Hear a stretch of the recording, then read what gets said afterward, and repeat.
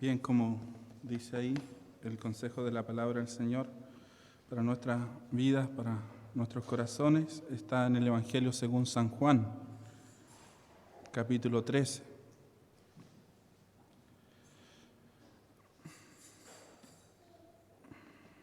Del verso 1 al 17, le damos lectura a la palabra del Señor. Dice así: Antes de la fiesta de la Pascua, sabiendo Jesús que su hora había llegado para que pasase de este mundo al Padre, como había amado a los suyos que estaban en el mundo, los amó hasta el fin. Y cuando cenaban, como el diablo ya había puesto en el corazón de Judas Iscariote, hijo de Simón, que le entregase, sabiendo Jesús que el Padre le había dado todas las cosas en sus manos, todas las cosas en las manos, y que había salido de Dios y a Dios iba, se levantó de la cena y se quitó su manto, y tomando una toalla se la ciñó y luego puso agua en un librillo y comenzó a lavar los pies de los discípulos y a enjuagarlos con la toalla con que estaban ceñidos. Entonces vino a Simón Pedro, y Pedro le dijo: Señor, ¿tú me lavas los pies? Respondiendo Jesús y le dijo: Lo que yo hago, tú no lo comprendes ahora, mas lo entenderás después. Pedro le dijo: No me lavarás los pies jamás. Jesús le respondió: Si no te lavare, no tendrás parte conmigo. Le dijo Simón Pedro: Señor, no solo mis pies, sino también las manos y la cabeza. Jesús le dijo: El que está lavado no necesita sino lavarse los pies, pues está todo limpio, y vosotros limpios estáis, aunque no todos. Porque sabía a quién le iba a entregar, por eso dijo: no estáis limpios todos. Así que después de lo que hubo lavado los pies, tomó su manto, volvió a la mesa y le dijo: ¿Sabéis lo que os he hecho? Vosotros me llamáis Maestro y Señor, y decís bien porque lo soy. Pues si yo, el Señor y el Maestro, he lavado vuestros pies, vosotros también debéis lavar los pies los unos a los otros. Porque ejemplo os he dado, para que como yo he hecho, vosotros también hagáis. De cierto os digo, el siervo no es mayor que su Señor, ni el enviado es mayor que el que le envió. Si sabéis estas cosas, bienaventurados seréis si la hiciereis. Amén. Séquese la hierba, marchítase la flor, pero la palabra del Señor permanece para siempre. El cielo y la tierra pasará, pero su palabra es eterna, no pasará. Oremos delante del Señor.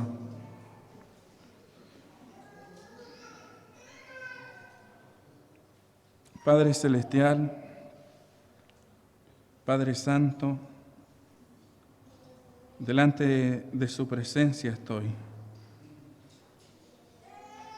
Y Señor, usted me conoce, Señor, en lo íntimo de mi corazón, lo profundo, Señor. Te conoce, Señor, con cuánto temor, Señor, me presento, Señor, en este lugar, con nervios, Señor, también.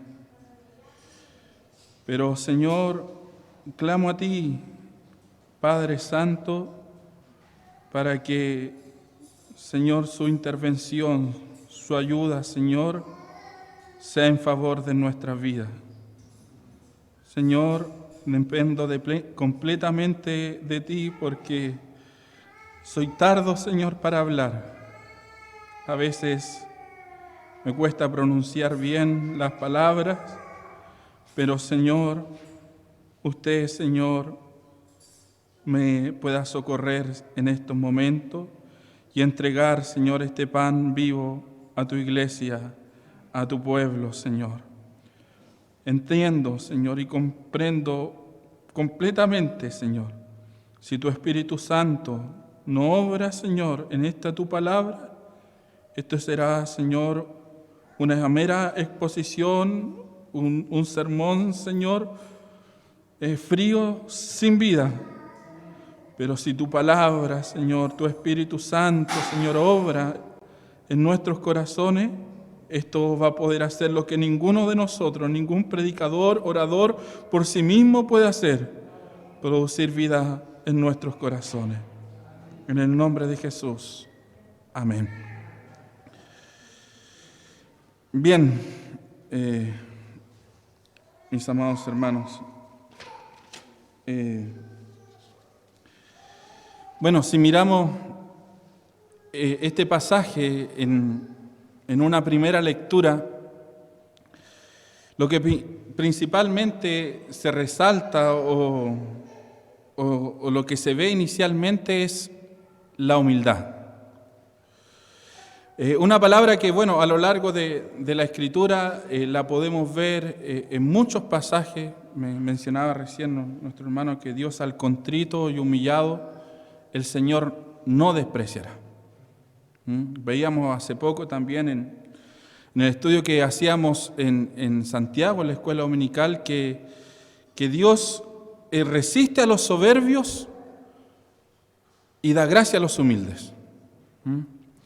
Y bueno, hay varios pasajes que nos hablan sobre lo que es la humildad, pero ¿qué es la humildad? ¿Qué significa la humildad? Hoy en día, bueno, la sociedad hoy en día afuera, la humildad muchas veces es considerada como una debilidad. Aquel que es una persona humilde es una persona débil, que muchas veces es pasado a llevar, es como un defecto. Porque vemos una sociedad hoy en día que exalta al hombre como Dios y Señor, como amo. El hombre está lleno de grandeza, está de una sobrevalorada muchas veces autoestima, y el egoísmo del hombre es su principal característica del corazón perverso, malvado del hombre. Y como decía, la humildad es considerada como un defecto reservado solamente para las personas que son débiles. Es mirada, la sociedad la mira como un defecto. Y también muchas veces, bueno, la humildad es considerada como un ejemplo de pobreza. Las personas que son pobres, que no tienen a lo mejor un buen pasar social, que es humilde esa persona. Se le cataloga como personas humildes. Y muchas veces, bueno, en las congregaciones que se predica o que se habla de humildad, muchas veces esta humildad se representa y se dice, no, el hermano humilde es el hermano que anda con la cabeza agacha, es el que camina despacio, el que habla prudentemente, y que, bueno, tiene poca preocupación por su apariencia, que anda con su terno gastado, mal vestido. Qué humilde es el hermano, qué humilde es el hermano. Pero esto no se ve muchas veces la humildad como una característica del carácter de Cristo, de su reino, del Evangelio. Y con la ayuda del Señor en este pasaje veremos cómo Dios nos enseña y nos muestra la humildad de nuestro Señor Jesucristo, el corazón de Cristo, que es la humildad, con la ayuda del Señor. Y bueno, este pasaje tiene un contexto en el cual en el capítulo 1, la primera parte dice, antes de la fiesta de la Pascua. Del capítulo 13 al capítulo 17 del Evangelio según San Juan, Jesús en su última parte del ministerio de esta tierra, Jesús Él se reúne con sus discípulos y del capítulo 3 al capítulo 17 de San Juan, si usted lo puede meditar después en su hogar, son las enseñanzas íntimas del corazón, de la preocupación de Cristo por los suyos. San Juan 15, yo soy la vid, vosotros el pámpano. En San Juan capítulo 17, la oración sacerdotal donde Jesús ora e intercede por los suyos. Y acá Jesús relata sus últimas enseñanzas y describe los momentos íntimos de comunión con sus discípulos, con los suyos antes de partir, de morir en la cruz. Él deseaba estar con sus discípulos. Y había su ministerio público, había ya finalizado, ahora ese es un momento con los suyos, con sus discípulos. En Lucas capítulo 22, el versículo 15 dice que Jesús en gran manera he deseado comer con vosotros este cordero de Pascua antes de que padezca. Jesús, Él deseaba, Él anhelaba que llegara este momento de poder compartir, celebrar esta fiesta de la Pascua con sus discípulos. Deseaba, dice ahí en Lucas 22, 15, de comer esta Pascua, este cordero antes de que padezca. Y bueno, nosotros, mis amados hermanos, la Pascua era la celebración del pueblo en el cual se recordaba la liberación del pueblo de la esclavitud de Egipto. Una vez que cayó el juicio de Dios sobre aquella nación pagana, el pueblo fue liberado de la muerte por medio de un sustituto. Esto lo narra ahí en el libro de Éxodo. Y fue un cordero que fue sacrificado y su sangre fue esparcida en los linteles de las puertas, de las ventanas de las casas del pueblo de Dios. Y en la noche, cuando pasó el ángel, y al ver la sangre, cuando pasó el ángel trayendo el juicio de Dios sobre aquella nación, el ángel veía la sangre derramada sobre los linteles y el ángel, él decía, alguien ya murió aquí. Por eso la Pascua pasaba por alto y no caía el juicio sobre aquella casa, sobre los moradores de aquella casa. Y en cada casa donde no hubo sustituto, cayó el juicio de Dios sobre los primogénitos. Y esa noche fue de gran lamento sobre los egipcios. Y ellos, cuando celebraban la Pascua, se ponían las sandalias pronto a salir, porque después de la Pascua viene la liberación del pueblo de Israel. Y Jesús dice que Él deseaba, Él anhelaba celebrar esta celebración, esta Pascua con sus discípulos, porque me imagino cómo latía el corazón de nuestro Señor, que sabía que ese acontecimiento de la Pascua, de la liberación de Egipto, donde murió un cordero, un sustituto, y las celebraciones de la fiesta posterior, hablaban de Él. Él era el cordero pascual, Él era el sustituto, que iba a dar su vida en propiciación por nuestros pecados. Entonces me imagino allí todas las sensaciones, las emociones que van en el corazón de nuestro Señor y que Él sabía lo que es el significado. Jesús vino a darle el significado a esa celebración. Ahora, también este pasaje se da en un contexto bien especial, donde Lucas capítulo 22 del 24 al 26, se narra que hay un altercado entre los discípulos que ellos dicen, ¿cuál de ellos iba a ser el mayor en su reino?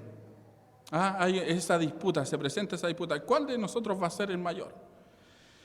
Y el Señor le responde en el versículo 26, que el mayor de vosotros hágase como el menor, o el que sirve. Y eso precisamente es lo que vemos en este pasaje, la humildad de nuestro Señor Jesucristo, que se sirve y se entrega por lo suyo. Es una parábola viva, un ejemplo vivo con este acto que Él va a hacer, de que el mayor en el reino del Señor es el que sirve, el que se entrega. Y este pasaje, y quiero que con la ayuda del Señor tengamos esto en mente, el corazón de este pasaje, más allá del ejemplo de humildad de nuestro Señor, es la razón que motiva a nuestro Salvador a hacer este acto de humildad, a manifestar su humildad. Y esta razón es el profundo amor que Él tiene por los suyos al entregarse voluntariamente por los que Él ama.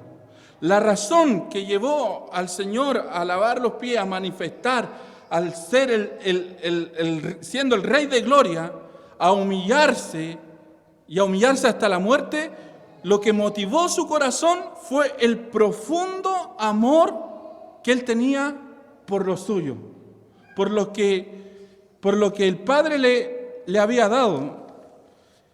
Y bueno, esto en Filipenses, Pablo lo narra, si podemos leer en Filipenses capítulo 2,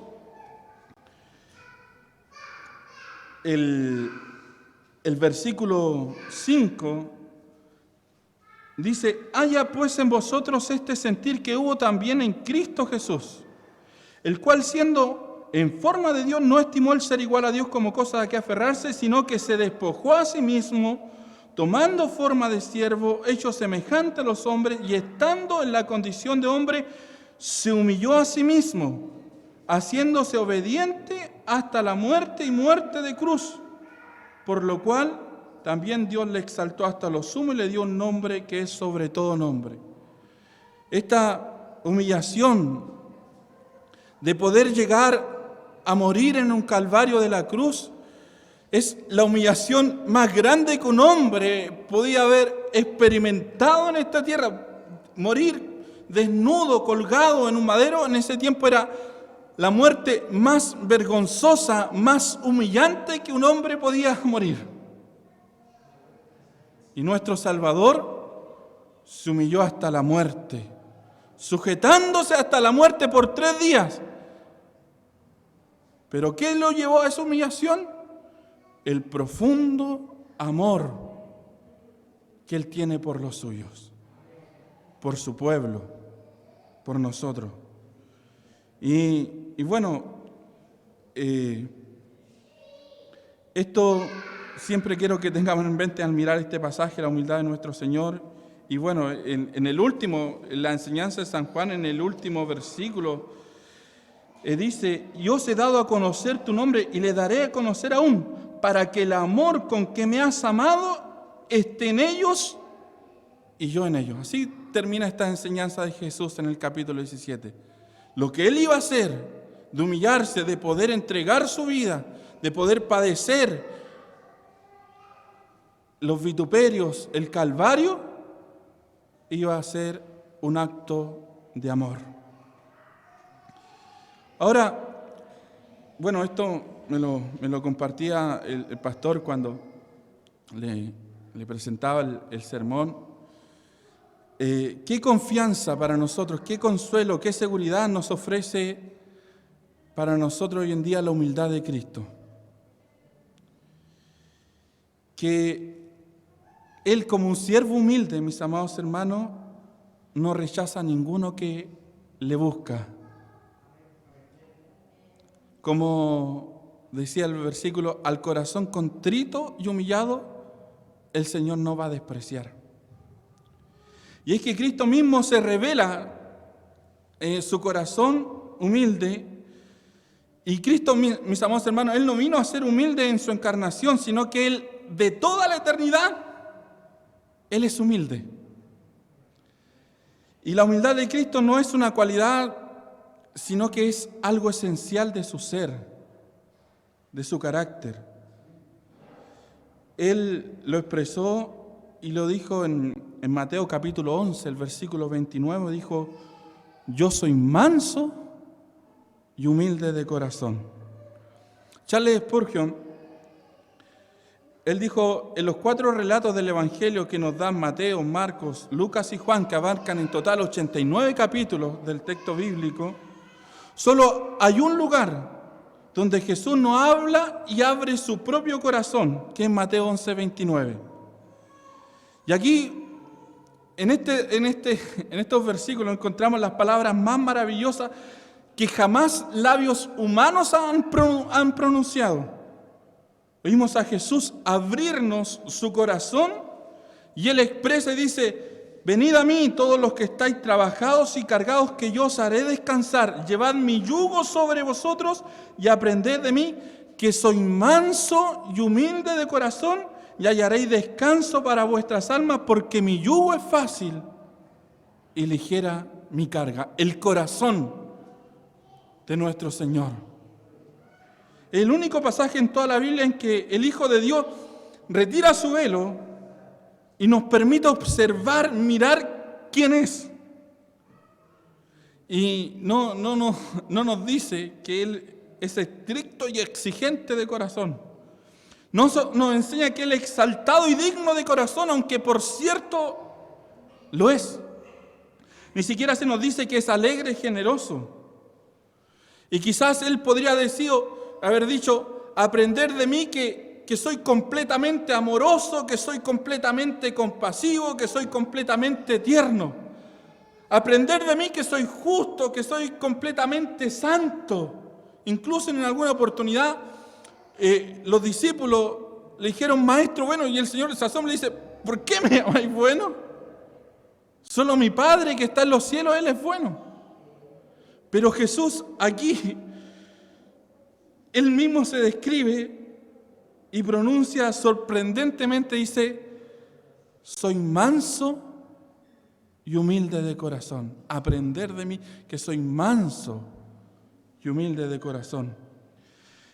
Y bueno, cuando la Biblia nos habla en el Nuevo y en el Antiguo Testamento de corazón, nos está hablando no solamente de nuestra vida emocional, sino de la parte medular, que nos impulsa a hacer lo que nosotros realizamos. El corazón, en términos bíblicos, no es parte de quienes somos, sino que el centro de lo que somos. En Proverbios 4:23 dice: sobre toda cosa guardada, guarda tu corazón, porque de él mana la vida. Las cosas, las acciones que nosotros hacemos son impulsadas por nuestro corazón. Y el corazón impulsa lo que nosotros hacemos. Y cuando Jesús menciona que lo anima con mayor fuerza, que es lo más cierto de Él, es que cuando Jesús expone y dice que yo soy manso y humilde de corazón, la mayor verdad de nuestro Señor Jesucristo, que Él dijo que la aprendamos de Él, es que Él es manso y humilde de corazón. Jesús es humilde, quiere decir, como mencionaba, que Él es completamente accesible. Con toda su gloria resplandeciente, con toda su santidad que es deslumbrante, con toda la majestad de nuestro Señor, de nuestro Salvador, su singularidad a la vez, y nadie en la historia humana es tan accesible como nuestro Señor Jesucristo, que dice: venid a mí, todos los que estéis cansados y trabajados, que yo os haré descansar. No hay requisitos previos para que nosotros podamos acudir al Señor. No hay obstáculos que nosotros tengamos que esquivar para poder acudir al Señor, sino que su corazón humilde, aquel que llama a la puerta, aquel que golpea la puerta, Él le abre. Bendito sea el nombre del Señor. Benjamín Warfield, comentando en Mateo 11:29, escribió: su vida en la tierra no dejó ninguna impresión más profunda arraigada en la conciencia de sus seguidores que su noble humildad. Por eso, esto que es esencial de la humildad de nuestro Señor Jesucristo, que Él manifiesta como una parábola, en este acto de parábola por los suyos, es el corazón de nuestro Señor Jesucristo. Y bueno, el versículo 1 en este punto que habla del amor eterno por los suyos, el versículo 1 y 2. Como había dicho, antes de la fiesta de la Pascua dice, sabiendo Jesús que su hora había llegado para que pasase de este mundo al Padre, como había amado a los suyos que estaban en el mundo, los amó hasta el fin. Sabiendo que dice Juan, nos habla de un pleno conocimiento y control de todas las circunstancias que estaban ocurriendo y que iban a acontecer. Jesús tenía conocimiento de que iba a la cruz y en varios pasajes dijo, es necesario que yo padezca. Por lo tanto, este acto él no lo tomó de sorprendido, sino que él sabiendo este acto que iba a hacer, él lo hace con plena conciencia, sabiendo de quién era, de dónde venía y a quién iba y quién él era y lo que iba a hacer. Como lo dice en Hechos capítulo 2, versículo 23, dice, por el determinado consejo y el anticipado conocimiento de Dios, cuando dice ahí Pedro, cuando narra los padecimientos de nuestro Señor Jesucristo, él sabía, él conocía todo lo que iba a suceder y estaba preparado y fue realizado así como estaba dicho, decretado antes de la fundación del mundo, él sabía y él conocía. Y dice que amó a los suyos hasta el fin. Esto significa perfección o estar completo. Quiere decir que Jesús amó a los suyos con toda la medida del amor que puede existir. Muchas veces nosotros decimos a nuestra esposa, a nuestra hija, te amo mucho, te amo harto. Pero muchas veces ese amor es limitado. Pero cuando Jesús dice, amó hasta el fin, le dice, te amó completamente, te amé eternamente, te amé santamente, te amé de una manera redentora. Por eso, cuando dice, te amé hasta el fin, es con toda la medida del amor que se puede amar a una persona, él amó a los suyos hasta el fin. Este es el amor de nuestro Salvador. Que este acto que va a ser de humildad, al humillarse, lo que movía su corazón era el profundo amor que él tenía por los suyos. Un amor que, como dice en Efesios, en el capítulo 3, versículo 19, un amor que excede todo conocimiento. Un amor que sobrepasa la lógica humana, que a pesar que aquellos discípulos eran las personas a lo mejor más orgullosas, más torpes, más pecadoras, el Señor los había amado. Y en Romanos, en el capítulo 8, que bueno, nosotros siempre meditamos en él, el versículo 35,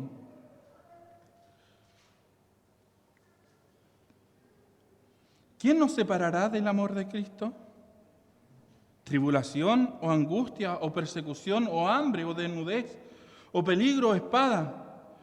Como está escrito, por causa de ti somos muertos todo el tiempo, somos contados como ovejas de matadero. Antes, en todas estas cosas somos más que vencedores por medio de aquel que nos amó, por el cual estoy seguro que ni la muerte ni la vida, ni los ángeles, ni los principados, ni las potestades, ni lo presente, ni lo porvenir, ni lo alto, ni lo profundo, ni ninguna cosa creada nos podrá separar del amor de Dios que es en Cristo Jesús, Señor nuestro. Es un amor perfecto, es un amor santo, es un amor redentor. Como decía, Dios amó a los que el Padre le había dado, a los suyos, y por amor a los suyos, Él se humilla. Este pasaje en Romanos nos muestra el amor inmutable de Dios por los suyos. Un amor que no es como el nuestro, un amor que no cambia. No aumenta ni tampoco disminuye. Queriendo decir que el sacrificio que él iba a hacer era una ofrenda de amor y que al partir de este mundo al Padre, su amor por ellos no iba a cambiar. Y gracias al Señor que Dios no es como nosotros, que Él nos ama como nosotros amamos. Él ama y Él decidió amarnos a nosotros y su amor no va a cambiar. Muchas veces nuestro amor nos hacen algo y nuestro amor cambia, nuestro amor varía. No amamos tanto porque esta persona me hizo esto y ya no la queremos, ya no la apreciamos tanto. Pero el amor de Dios no es así.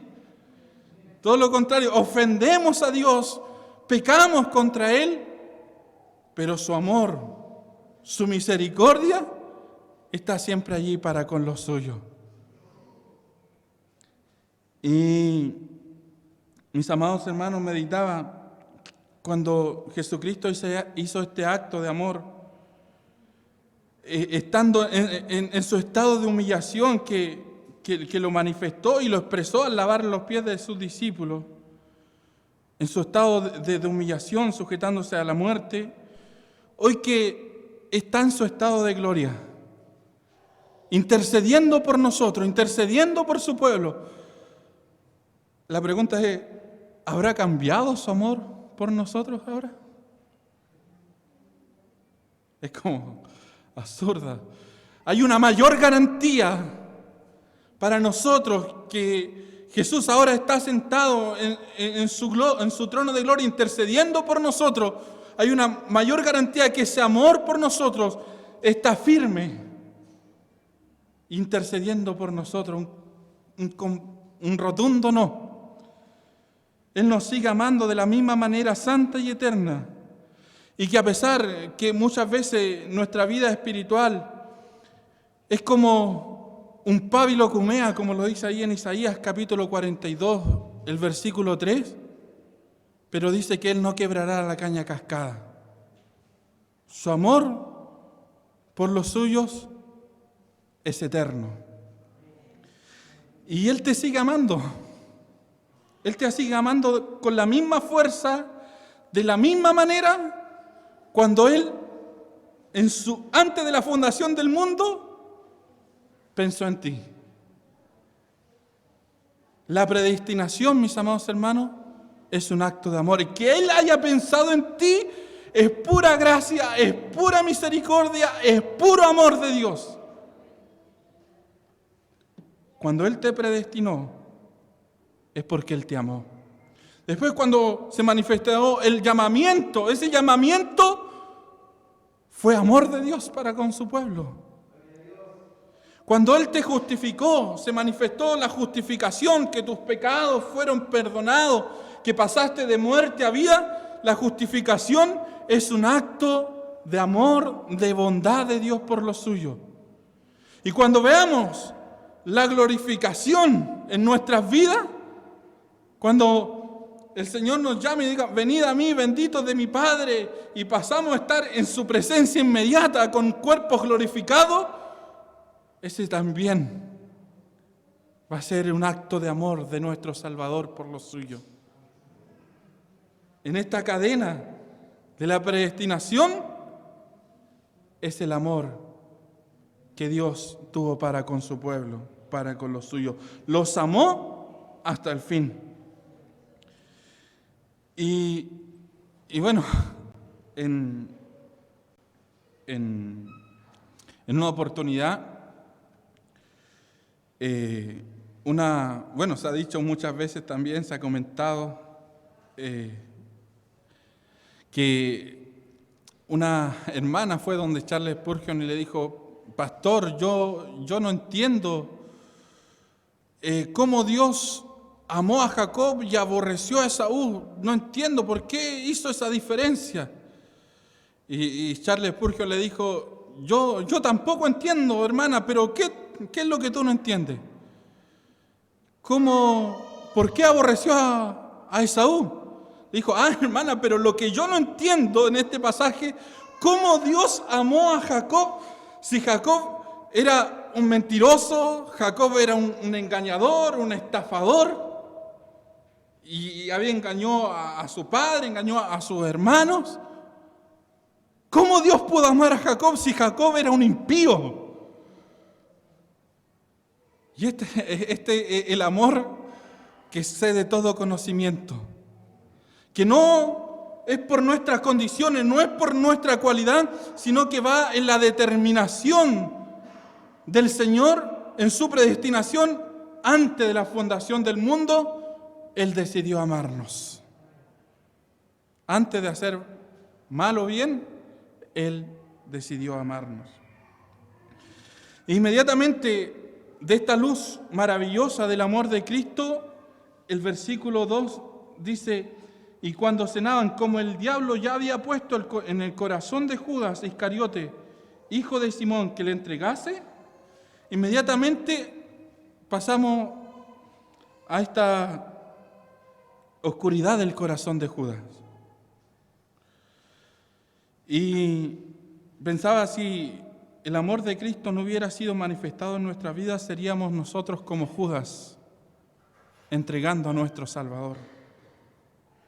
Judas es completamente responsable, ya que en su corazón estaban los mismos deseos de Satanás: entregar al Señor. Y meditaba en esto. Judas estuvo 3 años y medio con nuestro Señor, viendo la bondad, viendo el amor del Señor, viendo la misericordia del Señor, pero no fue quebrantado, no fue derretido su corazón por el Señor.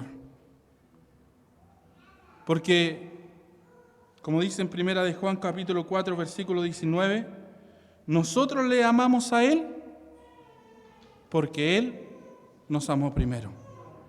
Si en nuestro corazón hay un afecto hacia Dios, hay un amor hacia nuestro Dios, es solamente porque Él tuvo la decisión primeramente de amarnos. Por nuestra propia naturaleza, no hay un deseo, no hay un afecto por Dios por nuestra propia naturaleza. Todo lo contrario, hay rebelión, hay desobediencia. Pero hoy en día podemos amar a Dios porque Él nos amó primero. El siguiente punto, que habla del versículo 3 al versículo 10, dice: sabiendo quién es, se humilla voluntariamente. Nuevamente, Juan dice y repite la palabra, y él dice sabiendo. Había dicho anteriormente, sabiendo que Jesús, que su hora había llegado. Sabiendo Jesús que el Padre le había dado todas las cosas en las manos y que había salido de Dios y a Dios iba. Esto es un énfasis también en la declaración anterior, cuando Juan resalta que el gobernador de todo el universo iba a hacer un acto de amor al humillarse. Y hay una gloria tremenda en esto al observar esta escena, ya que la tarea de poder lavar los pies no solamente era un gesto de hospitalidad que se realizaba por los siervos de menor rango. No cualquier persona podía lavar los pies.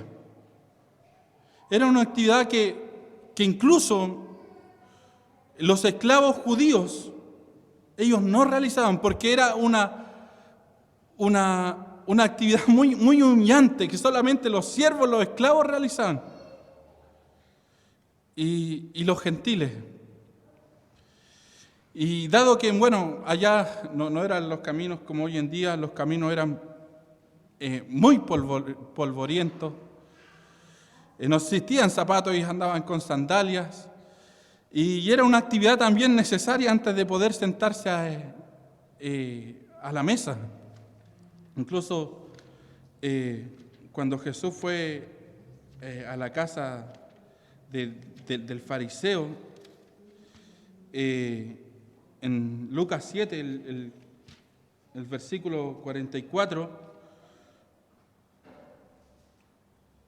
dice que entró una mujer y esta mujer derramó el lavastro y empezó a lavar y a secar con sus cabellos los pies de nuestro Señor. Dijo, ¿ves esta mujer? Entré en tu casa y no me diste agua para mis pies. Mas está regado mis pies con lágrimas y lo ha enjugado con sus cabellos. Era un acto de cordialidad, también de higiene antes de pasar a la mesa, y se acostumbraba cada vez que si usted invitaba a alguien a la casa a cenar, lo primero era un acto de lavar de los pies, de cortesía. Y esto lo hacían los esclavos, esto lo hacían los gentiles, el siervo de menor grado en la casa. Y bueno, de seguro que los pies de los discípulos estaban sucios por el caminar hacia el aposento. Y no había ningún siervo en el aposento. Ninguno de ellos quería realizar esta labor. Ninguno de ellos quería humillarse. Y el Señor anteriormente le había dicho que el que deseaba ser mayor entre vosotros, este iba a ser vuestro siervo. Pero esas palabras, al igual que nosotros, le había entrado por un oído y había salido por otro y rápidamente se habían olvidado, oidores olvidadizos. Ahora, me imagino si el Señor le hubiera pedido a uno de ellos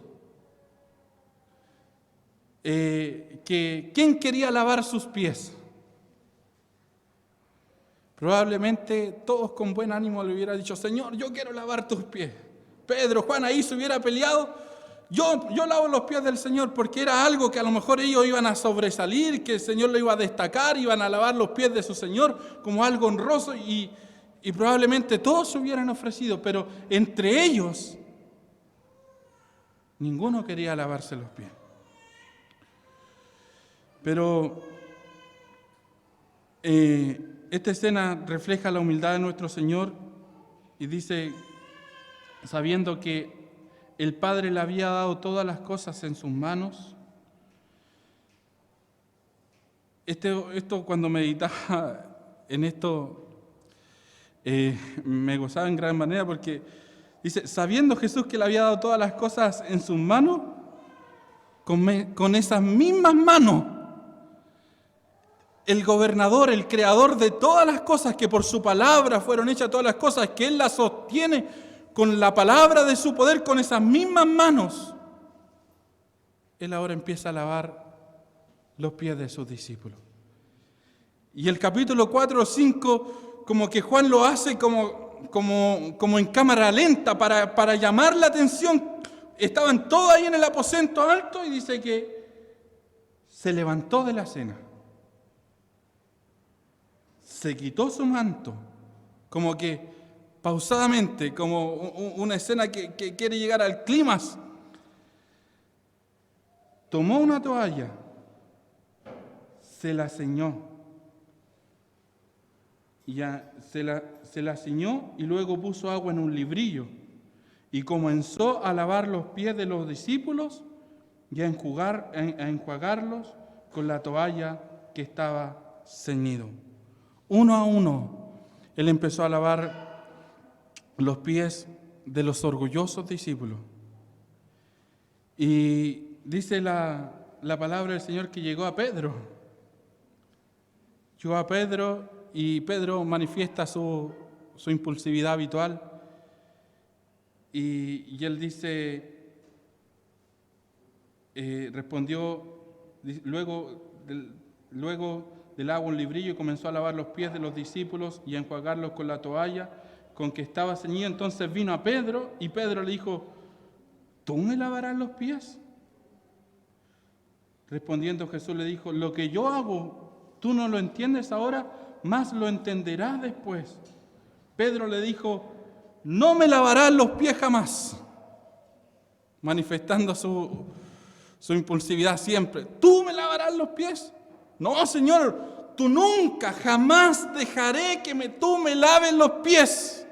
Porque Pedro sabía que eso era un acto de humildad. Tú no puedes hacer esto y yo no me voy a dejar lavar los pies por ti.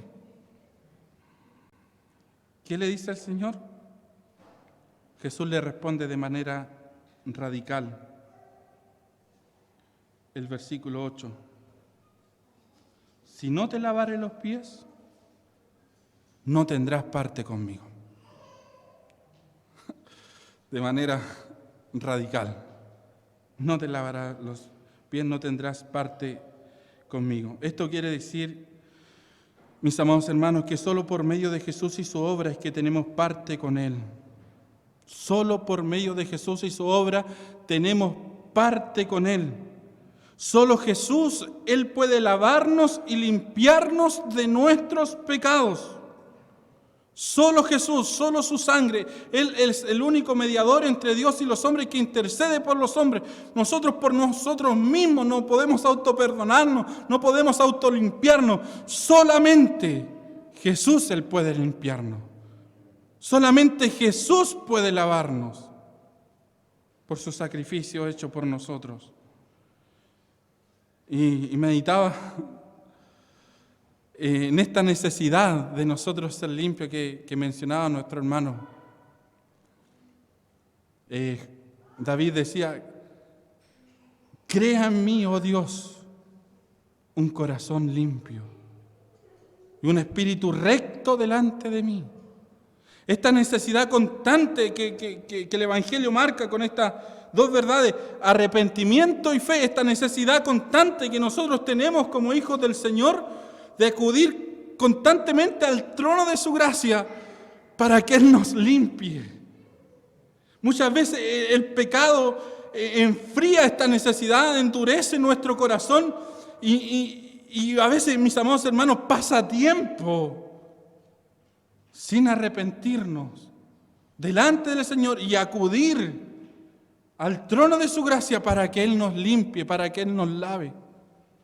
Por eso, el que está lavado no tiene esta necesidad sino en lavarse los pies, pues está todo limpio y vosotros estáis limpios, aunque no todos, hablando de Judas. Y bueno, Jesús dirige esta conversación del lavamiento físico a un significado mucho más profundo y espiritual, que es la limpieza del corazón. Como decía, estos dos pilares de la vida cristiana que son fundamentales en todo nuestro peregrinar: arrepentimiento y fe. Y como decía Jonathan Edwards, muchas veces nosotros de nuestro propio arrepentimiento tenemos que arrepentirnos. Es un arrepentimiento constante. Por eso lo glorioso y lo bendito de la confesión del pecado, que nosotros al confesar nuestros pecados a Él, al arrepentirnos delante del Señor, hay una garantía de que el Señor nos va a perdonar. ¿Cómo no confesar? ¿Cómo no arrepentirnos si el Señor nos da todas las garantías del perdón por medio de nuestro Señor Jesucristo? En Efesios, el capítulo 5,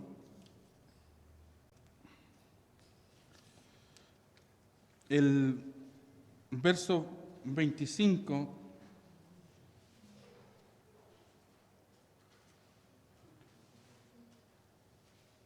al 27, dice: marido, amad a vuestra mujer, así como Cristo amó a la iglesia y se entregó a sí mismo por ella, para santificarla, habiéndola purificado en el lavamiento del agua por la palabra, a fin de presentarla a sí mismo una iglesia gloriosa, que no tuviese mancha ni arruga ni cosa semejante, sino que fuese santa y sin mancha delante del Señor. Por eso, mis amados hermanos, la garantía de este lavamiento que el Señor nos entrega es que nuestra constante venida a Él, de pedir que el Señor nos limpie, que el Señor nos perdone, que el Señor nos lave. Porque si hay alguien que, mis amados hermanos, conoce la verdad en lo íntimo, es nuestro Señor. Por lo tanto, al acudir al trono de su gracia, Señor, límpiame. Señor, necesito que tú me limpies. ¿Cuál es el misterio de este lavamiento? Primero fue mostrarle el camino de redención del pecado del hombre a través de su humillación. Porque el pueblo de Israel esperaba un gran libertador que los liberara de la opresión romana. Eso esperaba el pueblo de Israel. Pero Él voluntariamente se hizo siervo y se humilló hasta la muerte para libertarnos a nosotros de la esclavitud del pecado. Y aún todavía el pueblo de Israel espera al gran libertador, el gran Mesías que lo liberte a ellos. Pero el Señor se humilló hasta la muerte y muerte de cruz para ahora nosotros librarnos de la condenación del pecado, de las garras de Satanás y poder ahora nosotros llevarnos a Dios. Por eso el Señor se humilló. Por eso el Señor manifestó su humildad para con su pueblo, se humilló hasta la muerte de cruz, para mostrarnos este camino de humildad, este camino de humillación que lo sujetó hasta la muerte y muerte de cruz. Y también mostrar el amor humilde que nosotros debemos tener los unos con los otros. Servir con humildad, con amor, los unos con nosotros. Y esto nos muestra del versículo 12, así que Jesús, una vez que hubo lavado los pies, tomó su manto, volvió a la mesa y le pregunta, ¿sabéis lo que he hecho? Vosotros me llamáis maestro y señor y decís bien porque lo soy. Pues si yo, el Señor, el maestro, he lavado vuestros pies, vosotros también debéis lavar vuestros pies. Porque ejemplo os he dado para que como yo he hecho vosotros también hagáis. De cierto os digo, el siervo no es mayor que su Señor, ni el enviado es mayor que el que le envió.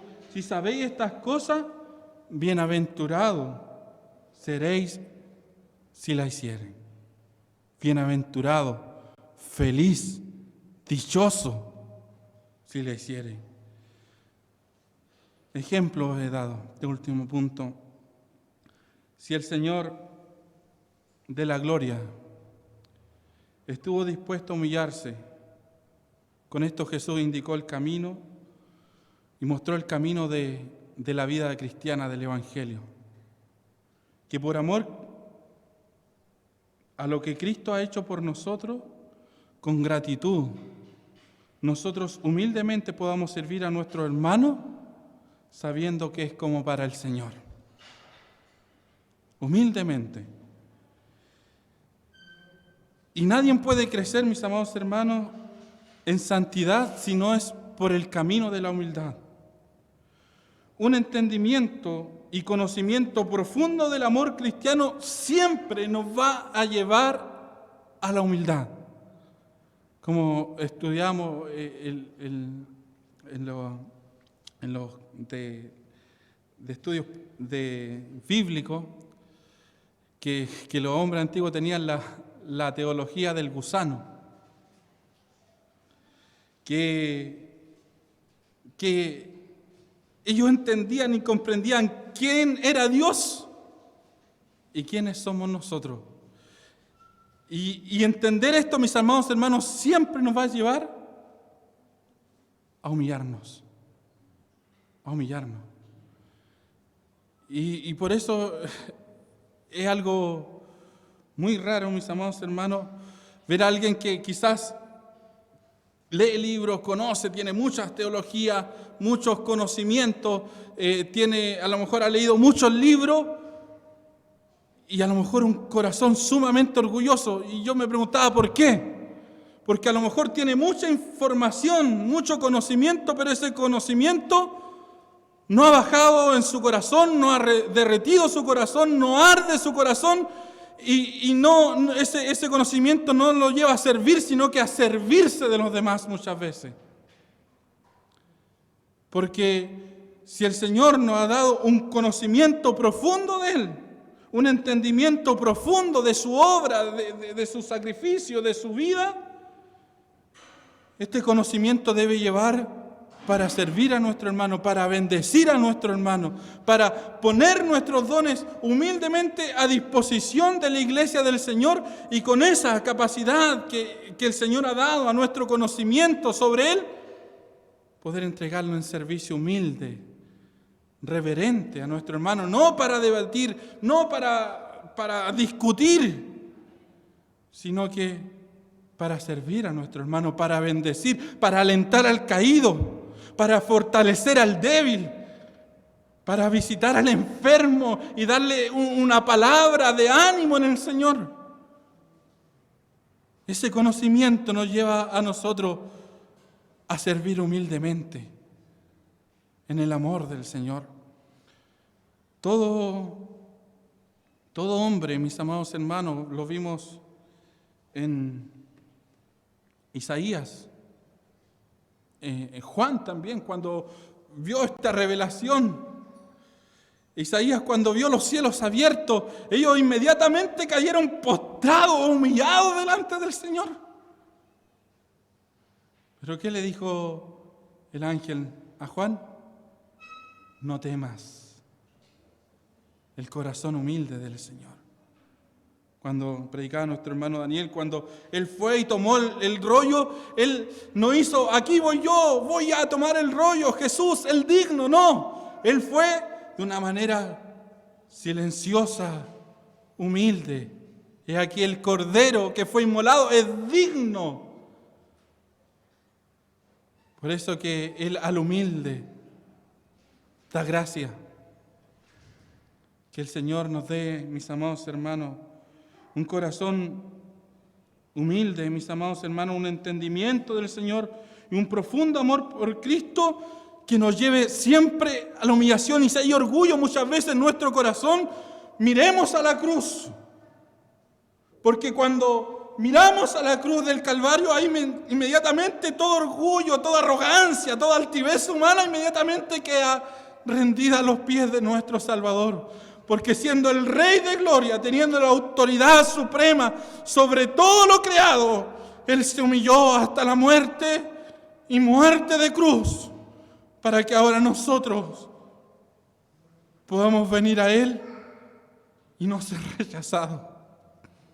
Bendito sea el nombre del Señor, el que es humilde, que es completamente accesible. Y si es la persona más mala, más pecadora, más falta, que a lo mejor ha cometido el pecado más grave en esta vida, qué esperanza, qué consuelo hay para aquella persona que al venir a Jesucristo en arrepentimiento y fe, no será rechazado, porque este corazón manso y humilde, que por amor a Él se humilló hasta la muerte, va a estar allí para recogerle. Bendito sea el nombre del Señor. Podemos hacer muchas cosas por Dios, pero si estas no son movidas por el amor en una relación filial con Cristo, solamente es un címbalo que retiñe. Es algo que Dios aborrece, que nuestro servicio hacia Dios, hacia nuestros hermanos, hacia al débil, sea movido por el amor humilde que Él dijo, ejemplo os he dado. Y meditaba esto, es lo hermoso, mis amados hermanos, del reino de Dios, porque el Señor ha llamado a su pueblo de toda lengua, pueblo, tribulación. Venimos de distintas comunas, distintas familias, pero al llegar al Evangelio nosotros somos uno en Cristo. Y qué glorioso esto, porque acá el que a lo mejor el Señor ha prosperado más, ha bendecido más, tiene mayor intelecto, puede servir al hermano que a lo mejor le cuesta más, es débil en la fe, acompañarlo, aconsejarlo, y los dos caminan juntos. No hay diferencia, no hay judío, no hay griego, no hay ni esclavo ni libre, sino que somos uno en Cristo. Y esta es la gloria de la iglesia, esta es la gloria del Evangelio. Esto es el mundo que allá lo ve como una debilidad, pero acá es una gloria, el humillarse y servir a nuestros hermanos. Hay una bendición tremenda, que el que lo hace experimenta en el Señor. Quiero terminar leyendo este pasaje en Corintios, segunda a los Corintios,